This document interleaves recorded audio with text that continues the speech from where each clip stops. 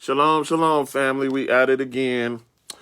Of course, I want to give all honor and praise to the Elohim of Abraham, Isaac, and Jacob, the Holy One of Israel, who is Jesus. I am Cassius Israel, a.k.a. Shazak ben Yehuda. I represent the Walls of Jericho Biblical and Historical Studies, Hebrews in the Hood Media. Like I said, we're going to get the music back up and running, brothers and sisters, especially probably, most than likely it'll be for next week. But like y'all just going to have to work with me. So I'm going to wait for y'all to come on in. Thank you for tuning in. Share, like, and all that good jazz. Wait for some of y'all to come in.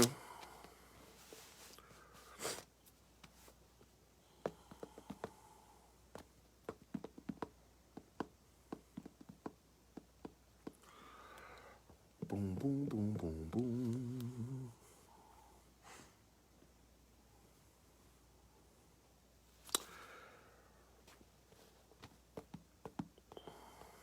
Shalom, shalom to everybody coming in. Just wait for y'all to come on in. A couple of y'all to come in, and then I'll start. If you can, like, share, and like I said, all that good jazz.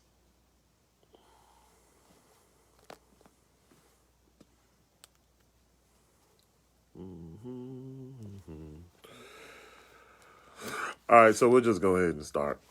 Because y'all will start, usually folks will start piling up when I'm in the midst of the lesson. So, if y'all tuned in to my brother David Israel on his Sunday afternoon word special, if I got that wrong, David, you watching, forgive me for that.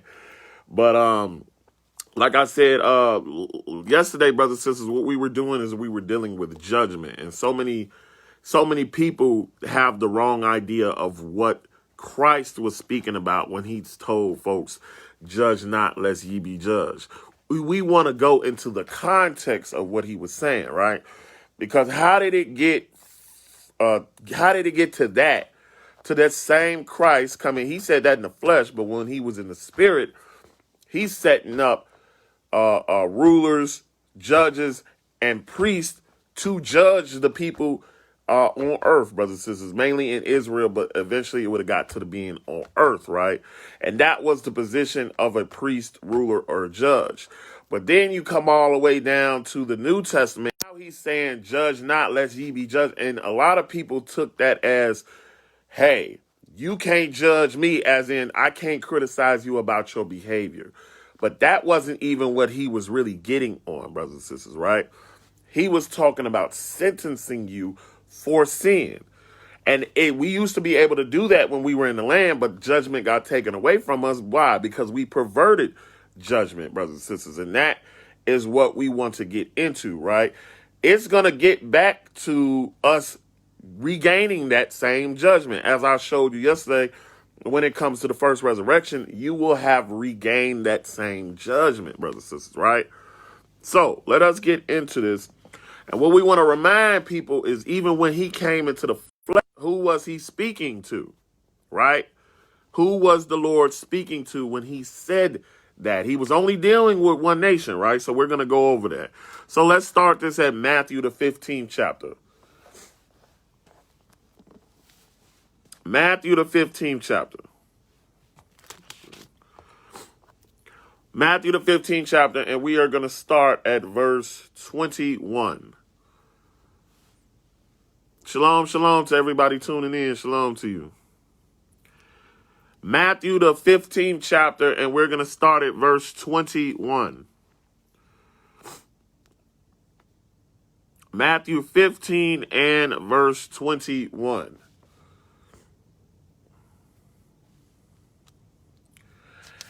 And verse 21 reads, Then Jesus went thence and departed into the coast of Tyre and Sidon. And behold, a woman of Canaan came out of the same coast and cried unto him, saying, Have mercy on me, O Lord, thou son of David. My daughter is grievously vexed with a devil. But he answered her not a word, and his disciples came and besought him, saying, Send her away, for she crieth after us. But he answered and said, I am not sent but unto the lost sheep of the house of Israel. So we want to understand, brothers and sisters, when he was talking to the lost sheep of the house of Israel. They're lost at this point. They are not priests. They are not kings. They are not judges. You can go back to what is that? You can go back to Hosea, the 3rd chapter, when it said we're going to be without a king or a priest and so on and so forth, brothers and sisters. So, and then what I read yesterday is when you go into Hosea, the 4th chapter, he said, because you reject knowledge, he said, my people perish because they lack knowledge. And because you reject knowledge, you shall be no more priest unto me because you forgot the law of God. So if you don't have the law of God, brothers and sisters, how can you judge the world? What you judging based off of? You forgot the standard to judge. So how can you be a proper judge, brothers and sisters, right? So what did he say? He said, I have not come but unto the lost sheep of the house of Israel. So we want to be mindful of who he was talking about, right? So this is him in the flesh speaking. Let's go see him in the spirit say that same thing. Right? We think he just came into the flesh and he just started saying this stuff. He'd been said this stuff, brothers and sisters, right? Now we're going to Psalms 147. Psalms 147, and we're going to start at verse 19. Psalms 147, and we are going to start at verse 19. Psalms 147 and verse 19.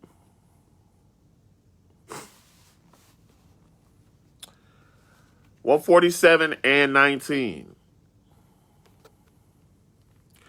And verse 19 reads, He showeth his word unto Jacob, his statutes and his judgments unto Israel. He hath not dealt so with any nation. And as for his judgments, you see that? They have not known them, praise ye the Lord. Why? Because he only showed his word to Jacob. So now he has to retrieve the lost sheep of the house of Israel to bring them back to the position that they were in the time of Moses, when he set up the elders to judge the people, right? Also with Ezra, you can see that he set up magistrates and judges to judge the people and to teach the people, right? But our first, like I said yesterday, our first and foremost mindset that we should have is not to sentence somebody for the crime of the law that they committed. Breaking the law that they did. We should teach them, be more worried about teaching them the law. And then we should be more worried about making sure we are right, brothers and sisters, right? Because remember, we have not made it back to that position. So we don't have the right to sentence anybody right now. That is right now. That is not forever. That is right now. When we get back into the land, it's going to be like that. And still going to be flesh and blood walking around, brothers and sisters, right? So we have to be mindful of the fact that Israel is going to be put back in their position to judge the world. Why? Because the law is going to be coming from Jerusalem. So the priests, the rulers, and judges, they're going to have the right to judge all of these matters in the world, brothers and sisters, especially things concerning Israel, right? So the nations don't know the judgments of God. So, of course, they can't judge properly, right? But you see we're in their kingdoms, brothers and sisters. And guess what? We got to go to court. If we get a ticket, we got to go to court to be judged, brothers and sisters, right? They're going to give us a sentence for the things that we've done. So this should let y'all know something, brothers and sisters, right? Because if he told you to follow the law of the land, and if you don't do anything, no evil will come upon you. Guess what? That's judgment that's been given for their kingdoms, in their kingdoms, brothers and sisters, right? But we don't have the right to do that final judgment, that ultimate judgment of where you're going to be eternally, right? So we want to get that. We want to get that in our head as well, right? Let us continue. Let's go to Deuteronomy, the 19th chapter. So we're going to remind people of what the mindset should be, right? I read this yesterday, but we're going to recap. and remind people how the mentality that you should have to be a righteous judge. Because that's what it's about, brothers and sisters. It's about not being a hypocritical judge, but being a righteous judge. And that's what Christ was getting into. Because if he go into a people that have judgment placed on them, we're going to see that too. But they have judgment placed on them. How are they going to be righteous judges? They're lost, right? They're the lost sheep of the house of Israel.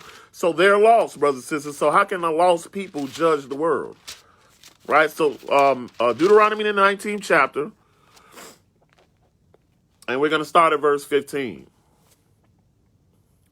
Deuteronomy the 19th chapter, and we are going to start at verse 15. Deuteronomy 19 and verse 15.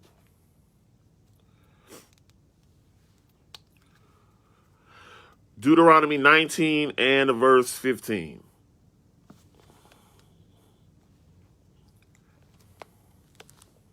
And verse 15 reads, one witness shall not rise up against a man for any iniquity or for any sin, in any sin that he sinneth. At the mouth of two witnesses or at the mouth of three witnesses shall a matter be established, right? So you know you got the set up for proper judgment, brothers and sisters, right? Let us continue. If a false witness rise up against any man to testify against him that is wrong, which is wrong, then both the men between whom the controversy is shall stand before the Lord, before the priest and the judges, which shall be in those days. And the judges shall make diligent inquisition. And behold, if they witness be a false witness and have testified falsely against his brother, this is why I tell folks, watch what you say is sin to people. Watch what you criticize people about. Make sure, and you're not supposed, like I said, it's not good to criticize. You want constructive criticism to help a person get back on the path. That's what you want to do. But then when you're trying to understand what they did for them to get judgment, or what they did for them to be categorized as a sinner, brothers and sisters, you want to make sure that you have make diligent inquisition.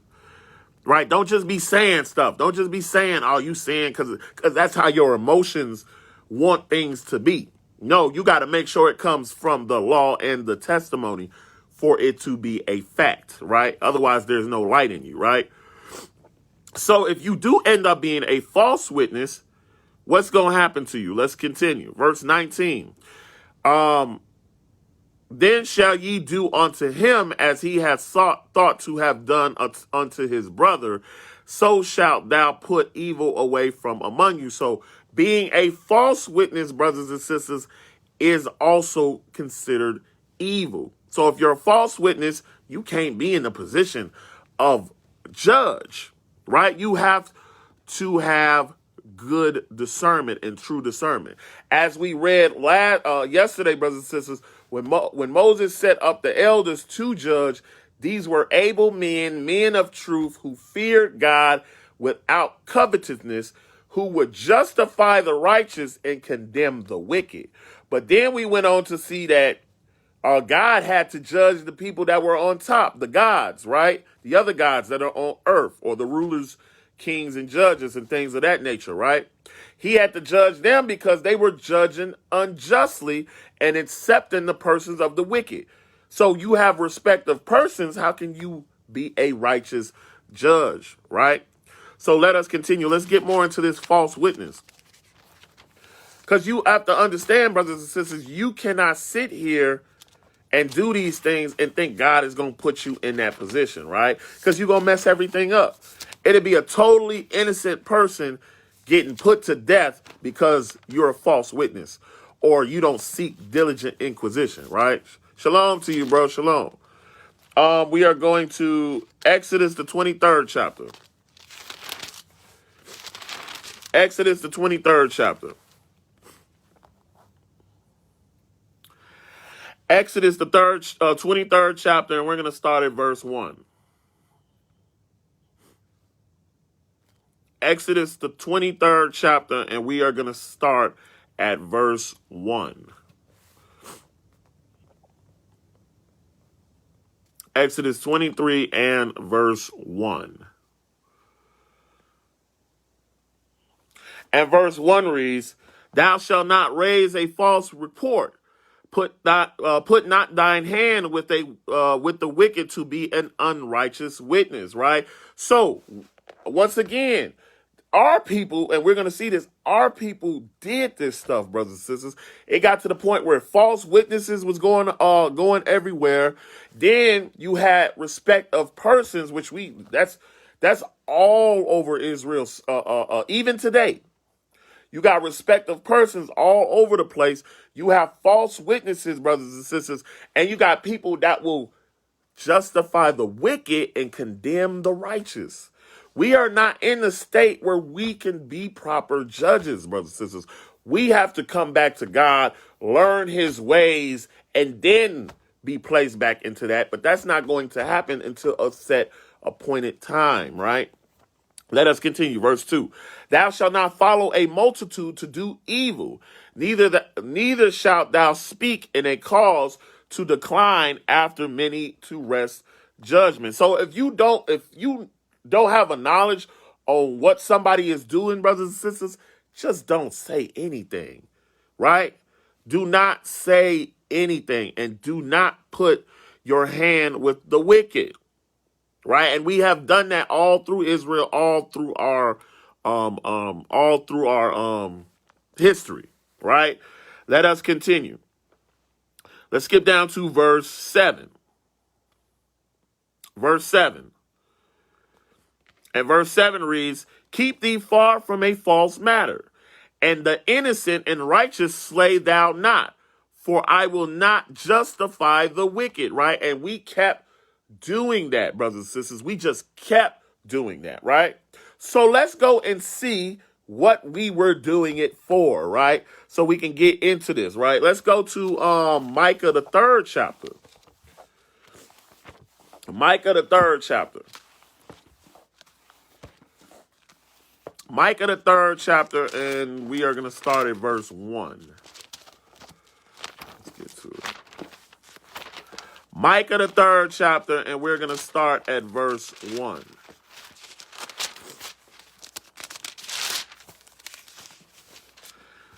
Micah, the 3rd chapter, and we're going to start at verse 1. We're going to see the Most High ask this question that lets you know that we had this position at one point in time and we lost it, right? Because we didn't do things that we were supposed to do, brothers and sisters, right? Micah, the 3rd chapter, and we're going to start at verse 1. Micah 3 and verse 1.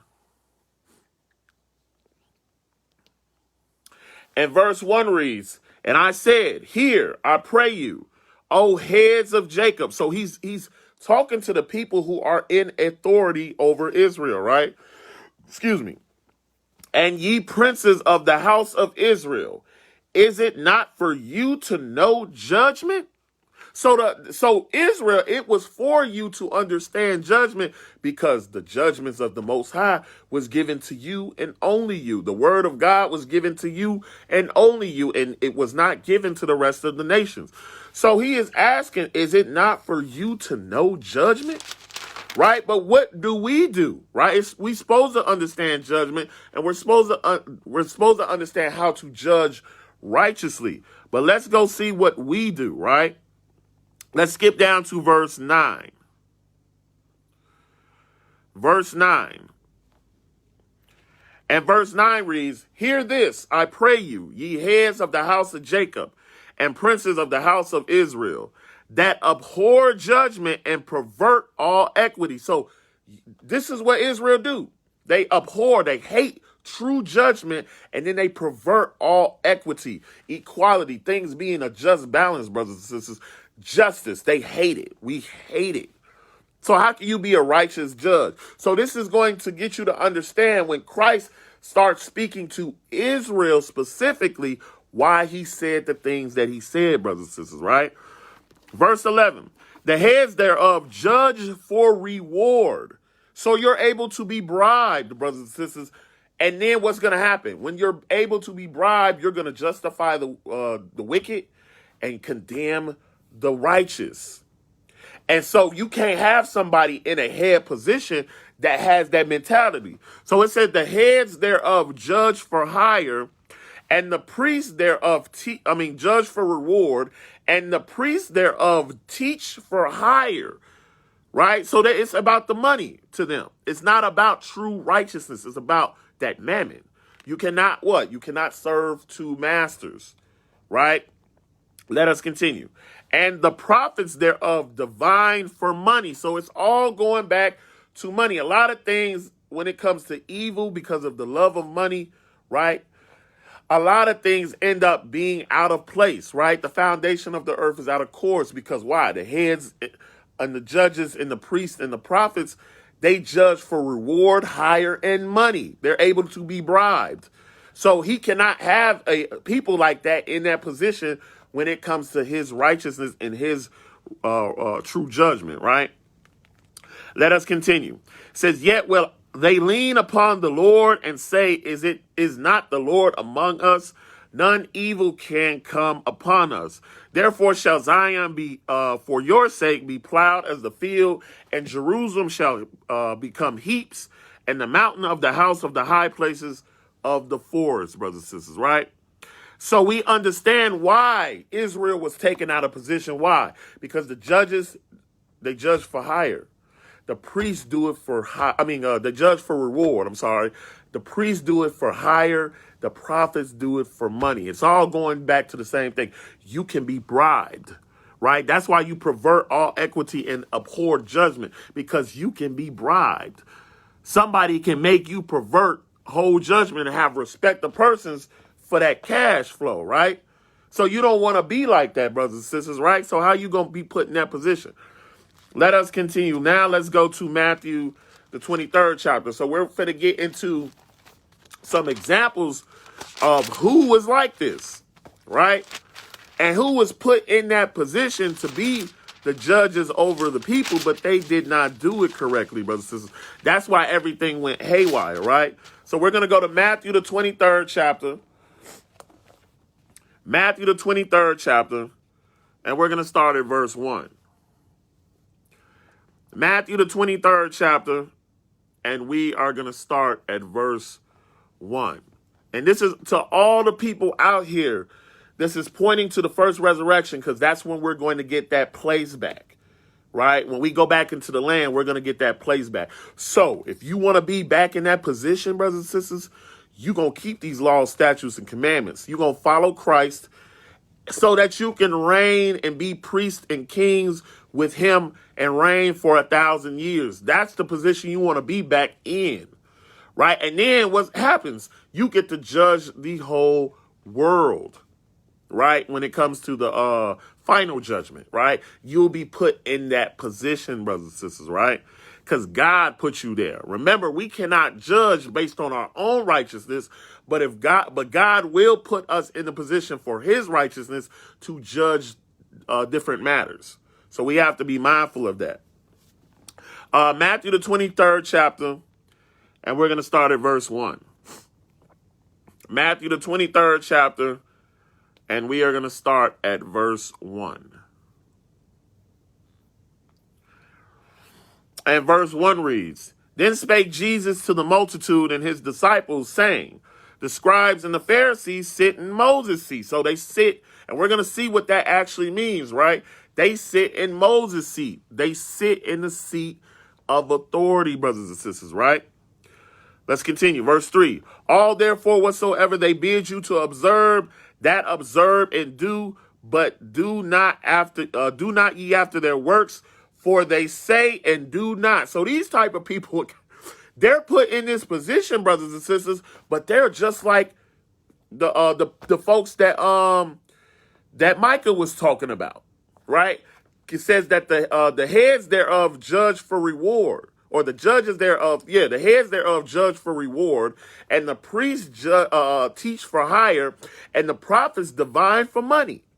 So that is the same mentality these scribes and Pharisees have, brothers and sisters, right? And they're put in that position. So if they're going to be, and they could have been bribed too.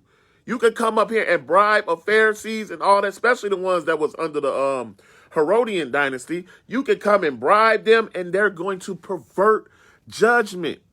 That's why they can't be in that position. So when Christ comes and he gets to speaking to Israel, yeah, of course he gonna tell you, judge not, lest ye be judged in the same manner. Because y'all then fell off the wagon. Right? Y'all not in the position that you once were, because back then I gave you right to judgment. But now I have to retrieve the lost sheep and teach you those same ordinances and things so that you could be proper judges. But as long as you lost, brothers and sisters, how you gonna judge correctly? As long as you teaching for hire or judging for reward or divining for money, how are you gonna be a righteous judge, right? So he got to sort through all of this to find those people to put back in that position, right? So let us continue. Now let's go see the seat that they were put in with the scribes and the Pharisees and why he would say that. Let's go to Deuteronomy, the 33rd chapter. Deuteronomy, the 33rd chapter. Deuteronomy, the 33rd chapter, and we're going to start at verse 1. Deuteronomy 33 and verse 1. Oh, boy. Deuteronomy 33 and verse 1.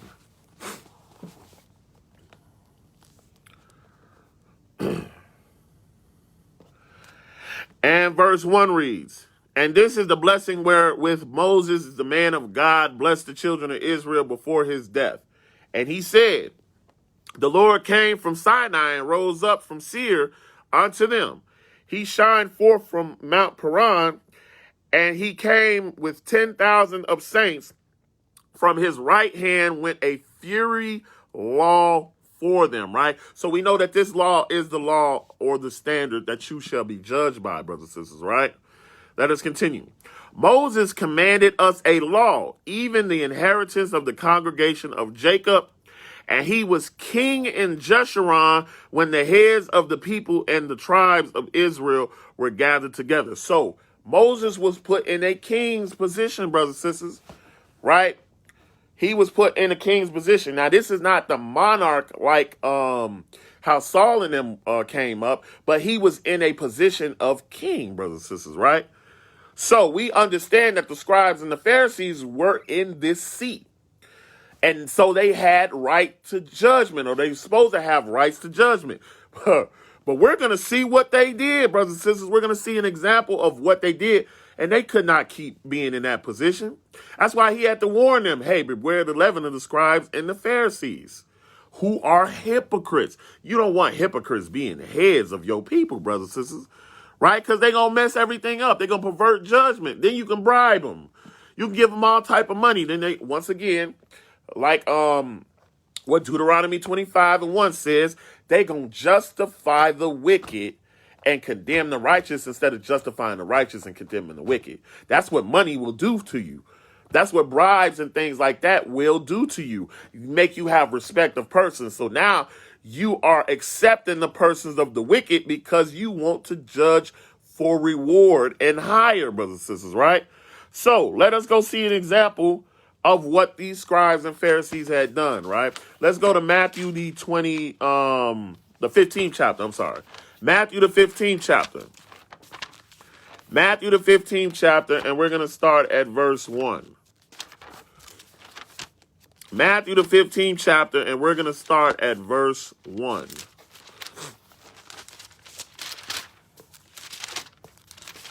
Matthew 15 and verse 1. Now, you know doggone well, and I'm going to point this out. You know doggone well, when they about to say, these cats don't need to be in a place of judgment. We was doomed, y'all. Like we was real life doomed, y'all. Like straight up screwed.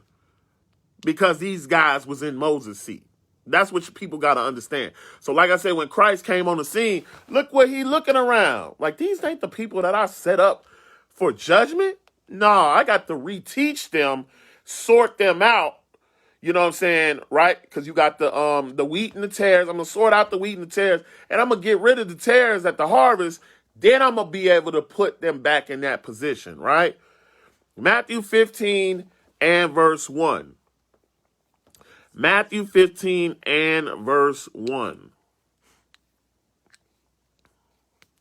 And verse 1 reads, Then came to Jesus scribes and Pharisees, which were of Jerusalem, saying, Why do thy disciples transgress the tradition of the elders? So they worried about a tradition. These are the people that were put in Moses' seat worried about tradition, y'all. Right? Let's go see what this tradition is, right?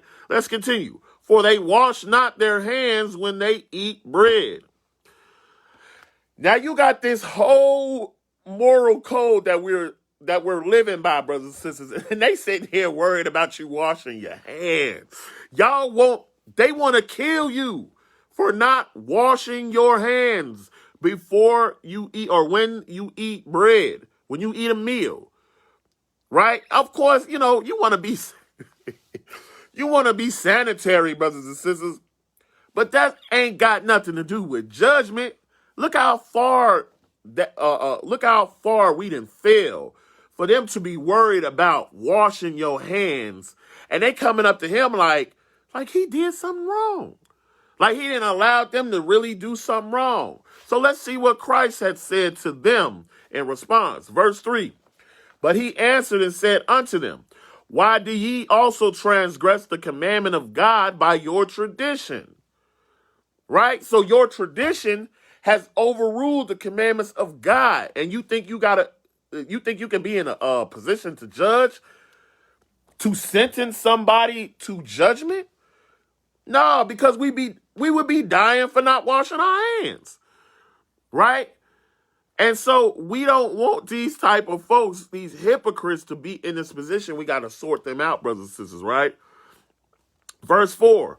For God commanded, saying, Honor thy father and mother, and he that curseth father or mother, let him die the death. Right? So that is the judgment. If you curse mother and father, you were supposed to die to death. But what did he say they said?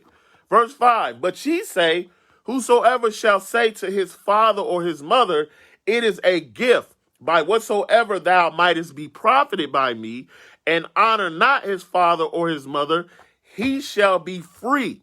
So you justified the wicked, but then you want to come and condemn Jesus. And he's righteous. So if y'all really think of the fact that we sat here and we knew who this man was, and we killed him because he came with true judgment, of course he gonna be saying like, what right do you have to judge? Y'all didn't fell off the boat. So what right do you have to judge? Not that you can't judge at all, brothers and sisters. You just have to be placed back in that position by God. That's all that this was ever talking about, right? Let us continue. Thus have ye made the commandment of God of none effect by your tradition. Ye hypocrites, well did Isaiah prophesy of you, saying, This people draweth nigh unto me with their mouth, and honoreth me with their lips, but their hearts are far from me. But in vain they do worship me, teaching for doctrines the commandments of men. So you're not doing, and once again, the scribes and the Pharisees, brothers and sisters, they were supposed to be set up like the 70 elders, like the elders, right? That's how they set their set themselves up to be, right? But look what you're doing compared to these able men who fear God, men of truth, without covetousness. That is nothing like them. These are hypocrites versus that. So, of course, he going to tell folks like that, you can't judge. Of course, he going to tell folks that are lost, you don't have the right to judge, lest ye be judged in the same manner. He wasn't worried about Moses and them being in a position. That's something that he probably wouldn't have said to them because they were able-bodied men of truth without covetousness. So if you judge them in that same manner, look what their characteristics are. You're not going to be able to judge them in the same manner, brothers and sisters. So they had the right to judge these matters, but not these Pharisees, not these lost Israelites. You see what I'm saying? Let us continue. Now let's go to Matthew the 7th chapter. Now, since we've seen all of this, now let's get into what Christ said. And we're gonna notice here he never took away the judgment. People just not paying attention, and people just don't want to be criticized. Not even the constructive criticism. They don't want to be criticized for their behavior when people love them, brothers and sisters, and they trying to get them on the right path, right? Matthew the 7th chapter. Matthew the 7th chapter, and we're going to start at verse 7. Once again, he's talking to Israel, the people that he gave judgment in the first place. So you cannot use this out of context, right? Matthew the 7th chapter, and we're going to start at verse 1. Matthew 7 and verse 1. And verse 1 reads, "Judge not that ye be not judged," right? So we stay there. Right? It's like nobody wants to read the rest of it. We stay right here. Oh, you can't judge me. Judge not lest ye be judged. Well, what if I'm an able man of truth, without covetousness, who fears God, like the elders? What if I'm in that position, brothers and sisters? Now, of course, I cannot sentence you. I'm not in a position to sentence you, but I could be put in that position. And if I do what I'm supposed to do, just like the rest of y'all, you're going to be put in the position of judgment. That is the point of all this, brothers and sisters. So he's talking to a people that are lost and have fallen from their glory, right? He said, "Judge not that ye be not judged." Let's read more into it. "For with what judgment ye judge," right? Because you ain't got nothing. I'm coming back to teach you again. So you don't have no judgment to judge them based on, right? "Ye shall judge, and with what measure ye meet, it shall be measured to you again. And why beholdest thou the mote that is in thy brother's eye, but consider not the beam that is in thine own eye?" So once again, he's telling you, brothers and sisters, you got some work to do before you get back to that position. Of course, once again, he wouldn't be talking to those elders that he set up. Y'all got to think about that. And these brothers, they wasn't God. They was men of truth. They weren't God. But at this point in time, like I said, we fell from that. Right? So he said, "Why beholdest thou the mote that is in thy brother's eye, but consider not the beam that is in thine own eye?" Let's see what he says. "Or how wilt thou say to thy brother, Let me pull out the mote out of thine eye, and behold, a beam is in thine own eye? Thou hypocrite, first," now he's saying first, "cast out the beam out of thine own eye, and then shalt thou see clearly to cast out the mote that is in thy brother's eye." Y'all notice he did not take away the judgment. He's just saying, get yourself right before you judge somebody else, because you're being a hypocrite. Like the scribes and the Pharisees, how you gonna judge somebody? You gonna judge somebody for not washing their hands when they eat bread, yet you letting people dishonor their mother and father and saying that they're free. Long as you taking care of, if they profit anything when it comes to you, then hey, you free. You can do what you want to do. You don't gotta honor them. That's your honor. But you want to get on people for not washing their hands, but when they eat bread. Y'all want these type of people to be in authority to judge you? You be dying for all type of stuff. Right? Somebody spills some milk, they're going to kill you for it. Right? It don't make no sense. Right? So he said, "First cast out the beam that out of thine own eye, and then shalt thou be able to cast out the mote that is in thine brother's eye." So he's telling you, if you handle that, then you will be back in a position to talk about the mote that is in your brother's eye. You got to get yourself together first. That's what he was telling you. Don't be a hypocrite. You got to get yourself together first. Now, let's go confirm that he actually did say that you could judge, brothers and sisters, when you're in that position. It's the type of judgment. So here he was saying, do not be a hypocritical judge. Otherwise, you're going to be judged in that same manner. So if you're a hypocrite, it's going to be the finger going to point back at you. But let's go see this. Let's go to John the 7th chapter. We're going to see this in its context, brothers and sisters. Not because you don't want to give up your sin. That is not why. And then somebody brings up, hey, you know you committing adultery. You need to stop doing that. You can't judge me. That's not even the judgment he was talking about. I didn't sentence you to death for being an adulteress. I just told you were an adulterer. Why? Because the law points out that you're an adulterer. So you should be able to want me. You should want me out of love to get on you about that, because you want to wait for God to get on you about it? No, you better pay attention and listen to the messengers that he sends to you, so he don't have to do it himself, right? I would rather one of y'all tell me about something that I'm doing wrong rather than God to deal with me about it, right? Because I'm ready to get myself together, brothers and sisters. I'm ready to correct myself. Whatever the standard God has, I'm ready to at least try to get to that standard, right? So I ain't gonna have no problem with you telling me and addressing me, hey, bro, you know you can't be doing this, such and such and such. You're gonna get in trouble. Law says such and such, and this is what you're doing. I'm gonna be like, you know what, bro? You absolutely right, man. Thanks. But people can't handle that. They'll get to going cursing you out, and then you want to quote Tupac. You know what I'm saying? And that's where it came from, y'all. Let's really be practical about this, right? Because that's what we got to go with. That's what we got to come back to, the practicality of the word of God. Because we've been up under the Catholic religion so long, they don't have no practicality. They don't have none. That's why you can hear, when you go into a funeral, you'll see, oh, that's not Sister Jones in there. That's just a shell. She's looking down from you, smiling in heavens. How can somebody looking at a casket, at a dead body, that all she's doing is not breathing, and you think these people can judge righteous judgment?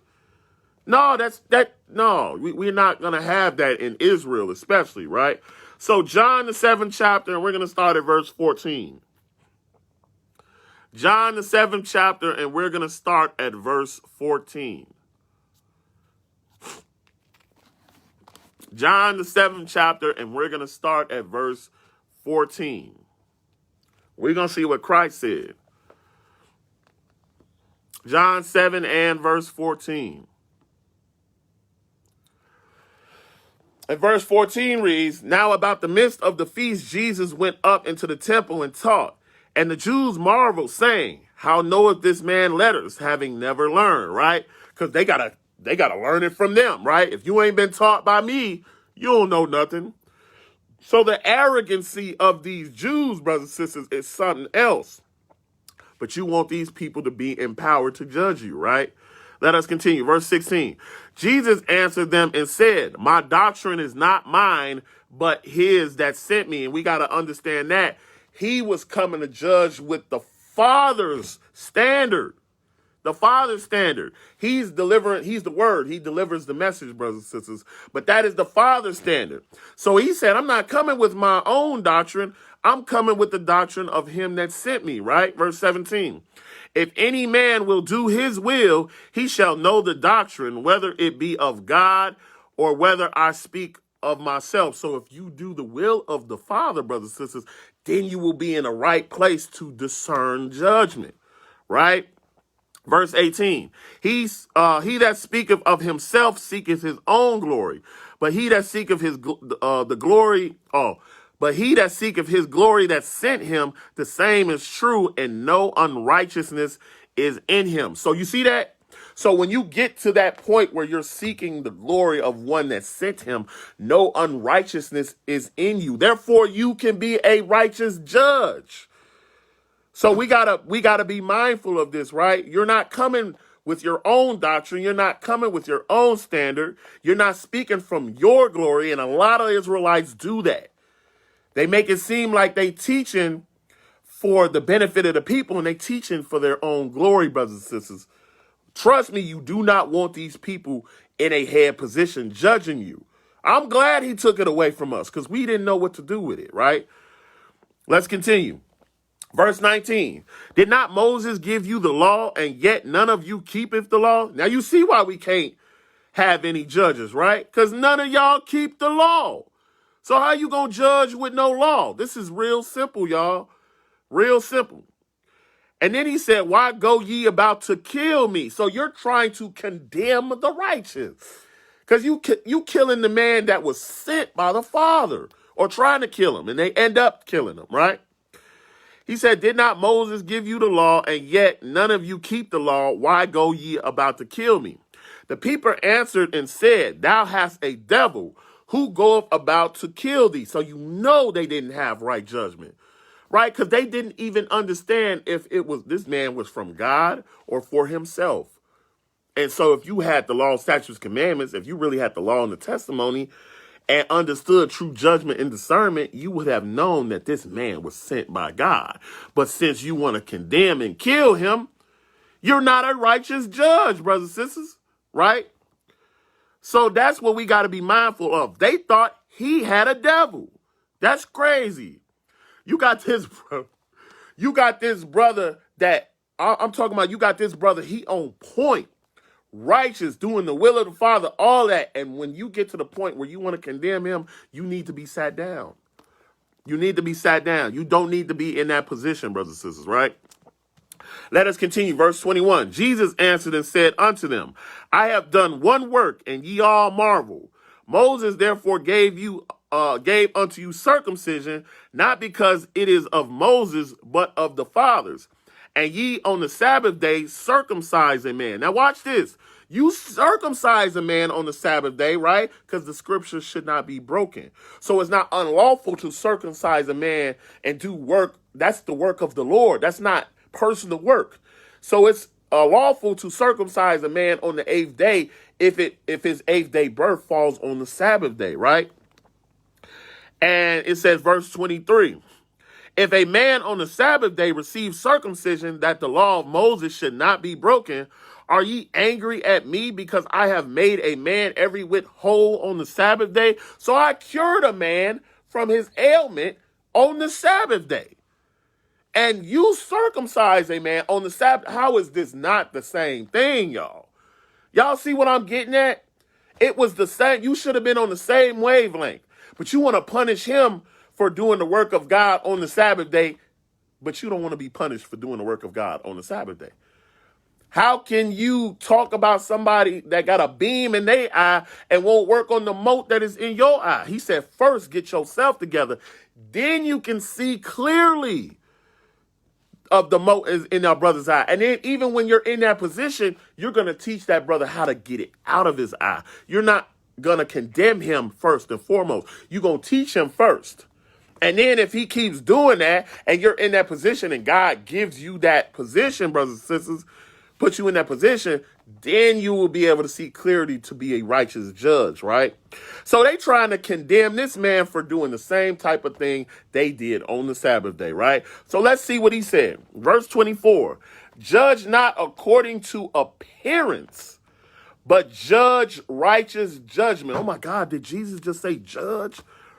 He just said judge, right? But he said judge righteous judgment. That was the thing.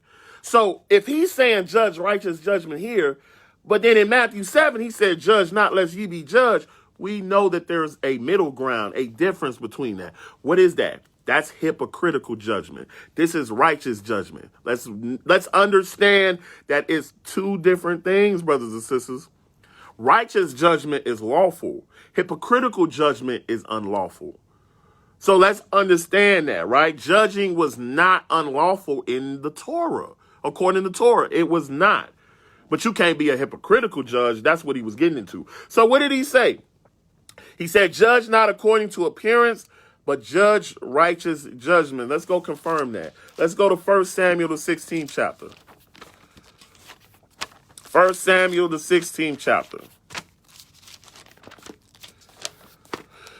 1 Samuel, the 16th chapter, and we're going to start at verse 1. 1 Samuel, the 16th chapter, and we are going to start at verse 1. 1 Samuel 16 and verse 1.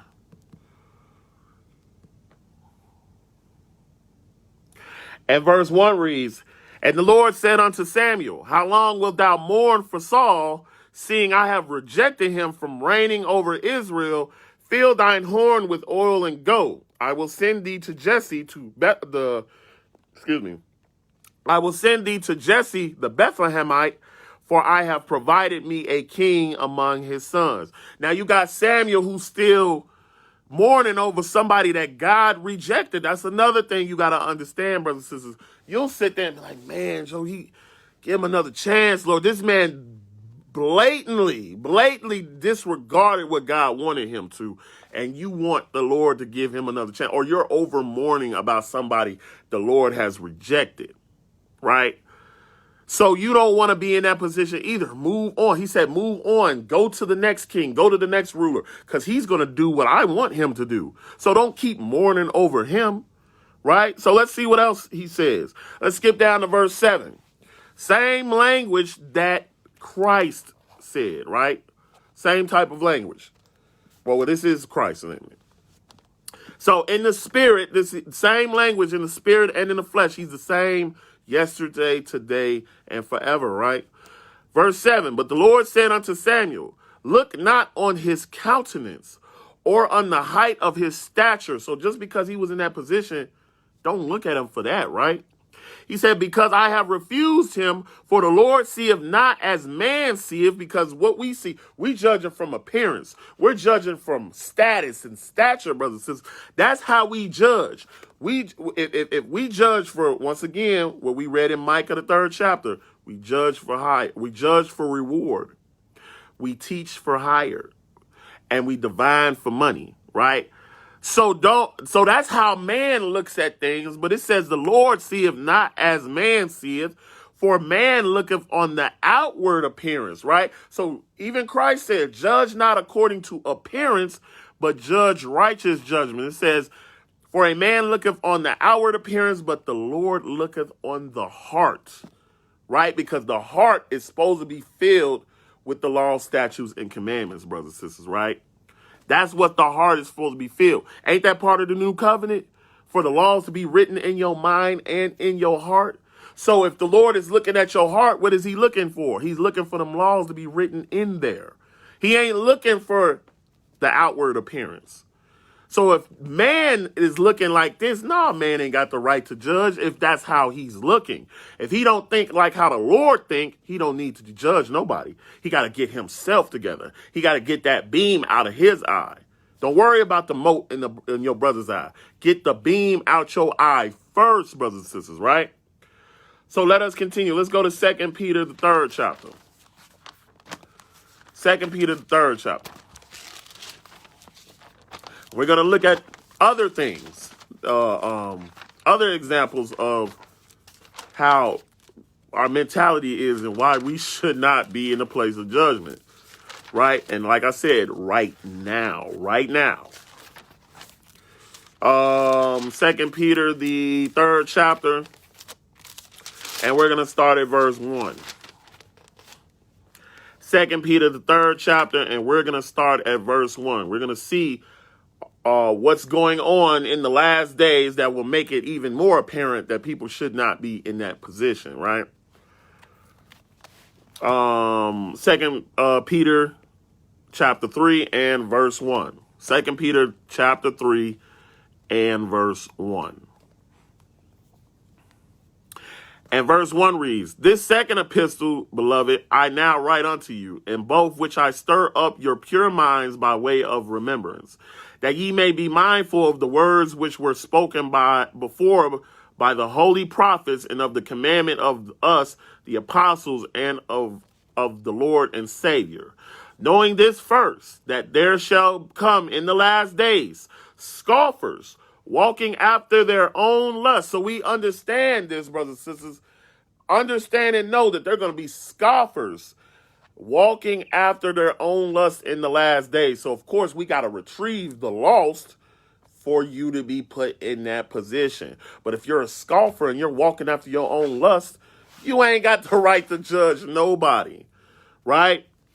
Sentencing nobody to no type of crime, right? Because that don't make no sense. Why would I be in this position? I'm a hypocrite. I'm going to sentence you for a crime. Then I'm going to turn around and get sentenced for something else I did. So I'm not going to be in the rightful place to judge, right? Let us continue.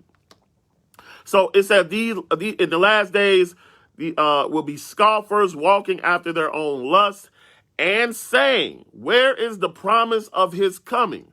For since the fathers fell asleep, all things continue as they were from the beginning of the creation. And that's crazy that they will say that, brothers and sisters, because you know what to do. He gave you the instructions on what to do, and you're still saying stuff like that, right? He said, where is the promise of his coming? He said he was going to come back when you start keeping the law, statutes, and commandments, and then he going to retrieve you out of your captivity and bring you back to the land. You see what I'm saying? He going to do it then, or then he's going to save people from the lake of fire, brothers and sisters. But we have to keep his commandments, right? Verse 5, for this they willingly are ignorant of, that by the word of God the heavens were of old, and the earth standing out of the water and in the waters, whereby the world that then was, being overflowed with water, perished. But the heavens and the earth, which are now, by the same word, are kept in store, reserved unto fire against the day of judgment and perdition of ungodly men. So ungodly men gonna get the fire, brothers and sisters. That's the last and final judgment. So how can ungodly men judge anybody? Because that's who Christ was talking to. Ungodly Israelites. That's who he was talking to, who needed to get themselves together before they get to condemning and sentencing somebody else. And of course, they don't need to be criticizing either, because they ain't right themselves. So get yourself right before you condemn somebody, right? That's all Christ was ever talking about, brothers and sisters. Get yourself right before you condemn somebody. Let's go to the next place. Let's go to Ecclesiastes, the 12th chapter. And we got two more places after this. Ecclesiastes, the 12th chapter. Ecclesiastes, the 12th chapter, and we're going to start at verse 13. Ecclesiastes, the 12th chapter, and we're going to start at verse 13. Ecclesiastes 12 and verse 13.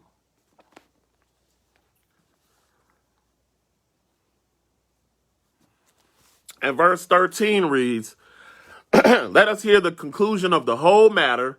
Fear God and keep his commandments, for this is the whole duty of man, right? For God shall bring every work into judgment with every secret thing, whether it be good or whether it be evil, right? So look at that. I want y'all to see that.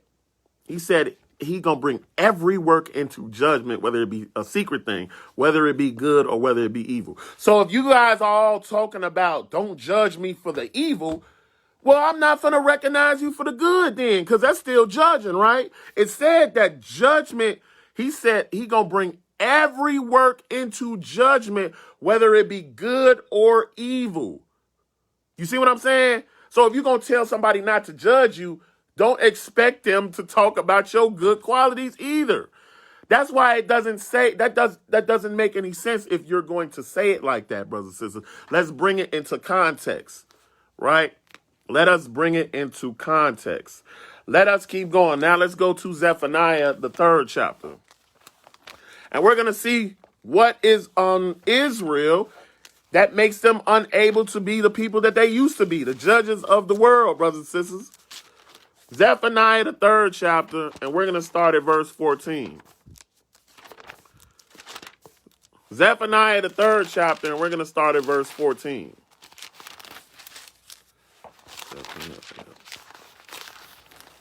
Zephaniah 3 and verse 14. Zephaniah 3 and verse 14. And verse 14 reads, sing, O daughter of Zion, shout, O Israel. Be glad and rejoice with all heart, O daughters of Jerusalem. And we're going to see why that is, right? Verse 15, the Lord has taken away thy judgments, right? Now, He's taking both ends. He's taking away the right for you to judge and the judgments, and this is future prophecy, and the judgments that have been put on you as far as the curses and things like that. Those are judgments upon our people, brothers and sisters. So he's going to take that away, right? So if he's got it on you now, how you got judgment over you? Of course, he's going to tell you, look, don't worry about judging. Worry about getting yourself together, because right now you're not right. Right? You are part of the people who are the problem. Right? You're not right at all. But at this point in time, we are getting right. We're coming back to the land. He's finna bring us out of our captivity, things like that, and then place us back where we were. So when you read things like Exodus, the 18th chapter, Deuteronomy 25:1, that is coming back, brothers and sisters. That is coming back. So he said, the Lord hath taken away thy judgments. He hath cast out thine enemy. The King of Israel, even the Lord, is in the midst of thee. Thou shalt not see evil anymore. Why? Because you're actually doing what the Lord wants you to do. So you're not going to see evil anymore, right?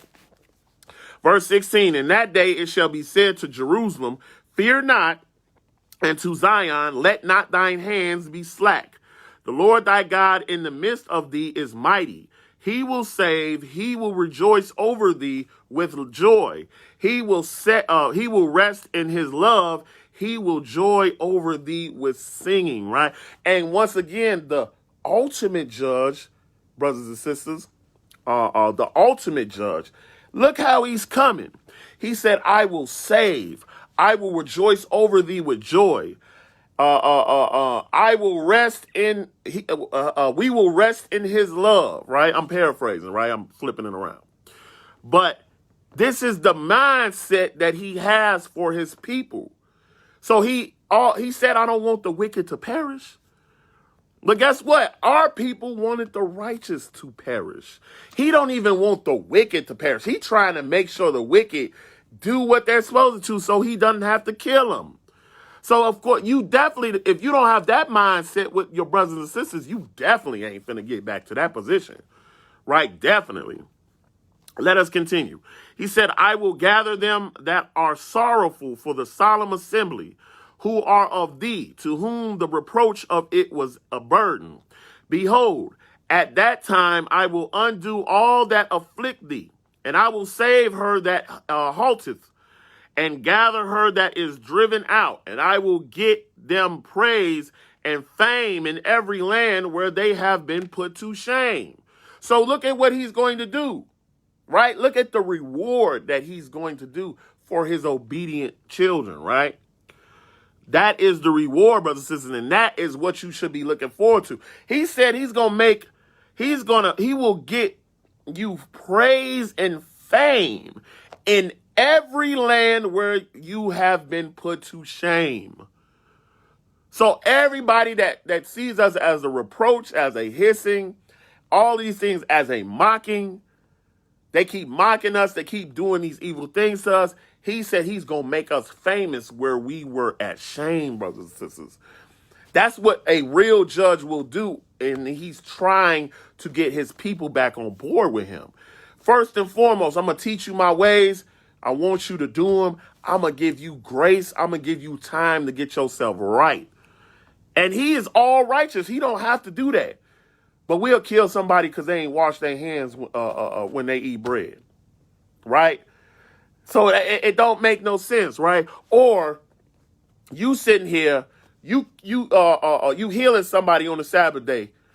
He doing somebody's circumcision. He doing a young child's circumcision on 8th day, but he want to call you a devil.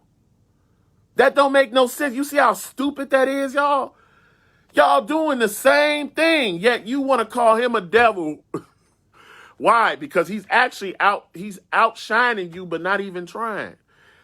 When he comes around, he proves that you're actually wicked, and he don't even try. He just being himself, right? And that's what a lot of people are gonna do. That's why you just chill. You see what I'm saying? Because they're gonna feel the presence of righteousness when you come around. And they're going to yield to it, and they might start mocking you or saying little things or trying to get you to do little things to knock you off your square, but you don't Think about that, brothers and sisters. You keep doing what the Lord wants you to do, right? Verse 20, at that time will I bring you again, even in the time that I gather you, for I will make you a name and a praise among all people of the earth when I turn back your captivity before your eyes, saith the Lord. So you're in captivity, you ain't got the right to judge.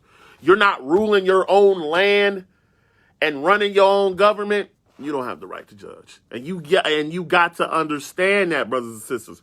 Right now, everybody should just be trying to focus on getting the beam out their eye. That's it. That's it.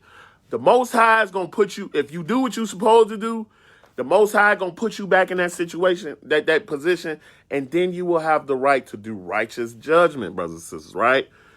Then you will have that right again. So now, he said he took the judgment off of them and that he's going to rejoice over them and make them famous in the lands, in every land that they had shame. And he's going to make a name and a praise, give us a name and a praise among all people when he takes us out of our captivity. Look at what the ultimate judge wants to do for his people. He don't want the wicked to perish. And this is what he wants to do for his people. Now, that's one side of it. Let's go see the other side of it, which is our last scripture. Let's go to Revelations, the 20th chapter. Going back to Revelations, the 20th chapter. Revelations 20, and we're going to start at verse 11. It's the last place. Revelations 20, and we're going to start at verse 11. Revelations 20 and verse 11. We also see what the standard is going to be based on, what the judgment is going to be based on, which is why y'all need to stay in this book and worried about getting that beam out your eye. Revelations 20 and verse 11. Revelations 20 and verse 11. And verse 11 reads, and I saw a great white throne. There it goes again, being put in that position to judge. It was a great white throne. And I saw a great white throne, him that sat on it. And at this point in time, the people that made it to the first resurrection, they're on that throne, brothers and sisters, getting ready to judge the world, right? For the final judgment, right? So he said, I saw a great white throne and him that sat on it, from whose face the earth and the heaven fled away, and there was found no place for them. And I saw the dead, small and great, stand before God, and the books were open. You see what I'm saying? The books were open. What books were those? These books, the bondage of books, the Bible, brothers and sisters, these books were open, right?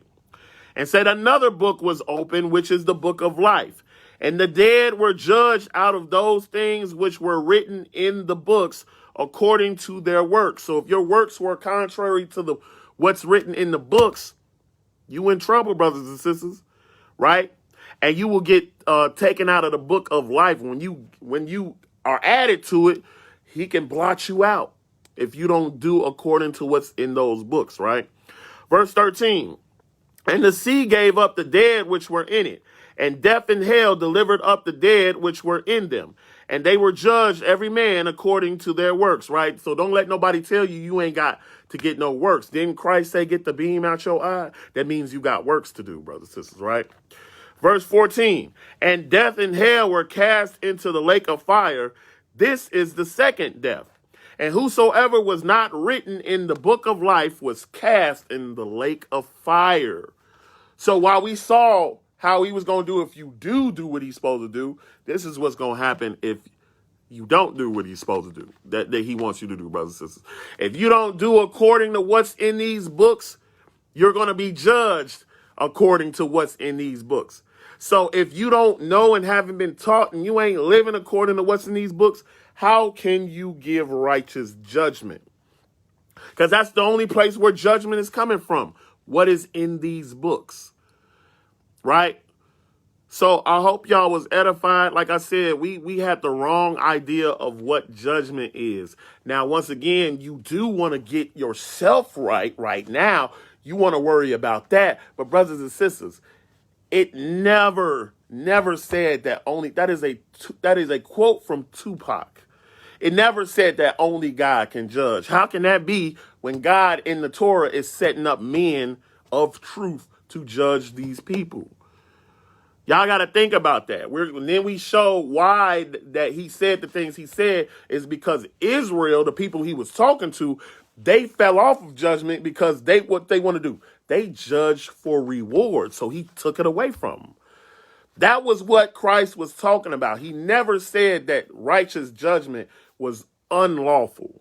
He was talking about hypocritical judgment because he's trying to get these lost people to worry about the beam that is in their own eye, brothers and sisters. So once again, I want to give all honor and praise to the Elohim of Abraham, Isaac, and Jacob, the Holy One of Israel, who is Jesus. I am Cassius Israel, a.k.a. Shazak ben Yehuda. I represent the walls of Jericho, biblical and historical studies, Hebrews in the Hood media. So y'all know how we are with the history, right? You know what I'm saying? We want to let people know that this is not what we're all about as far as the walls of Jericho, right? Y'all will see us break down history. If you sat down with us, you know how we are with that. But this is about salvation at the end of the day. You know, I wanted to make sure that we were putting, that